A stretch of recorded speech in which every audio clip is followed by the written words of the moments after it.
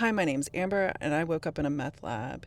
This is my story of how I got to that meth lab, how I left it, and how I've spent the last 13 years of my life sober.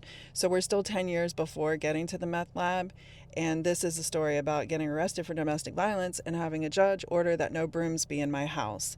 So I'm living in the crack house still. I'm with a man that's 20 years my senior. He wasn't a typical dirty old man. He was just really lonely and sad, and he kind of had the mentality of a child anyway, from all his drug abuse. In these relationships that are built upon drug use, it's really common for there to be a lot of fighting, a lot of violence, and this night was no different. So he's gone. I'm home, not knowing where he is. There isn't really a lot of cell phones at this time. There's not a lot of communication between us.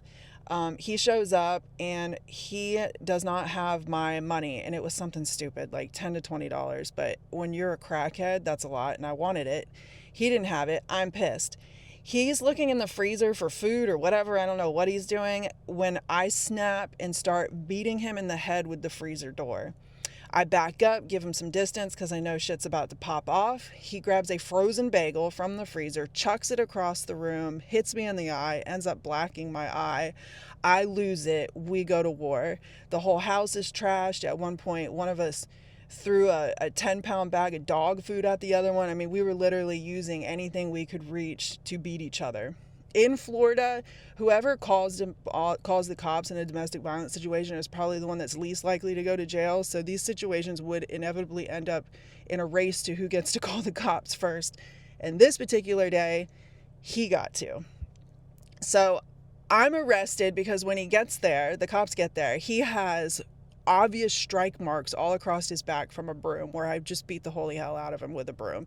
It ended up rupturing his spleen. I think he spent a couple of nights in the hospital over it. Fast forward a couple months later, I'm still in jail and I have a court hearing. He shows up at the court hearing and he begs the judge to release me. Tells the judge I'm mentally ill, he'll be able to take care of me, it's fine, blah, blah, blah, blah, blah. The judge says I will release her under one ground. All the brooms be removed from the house.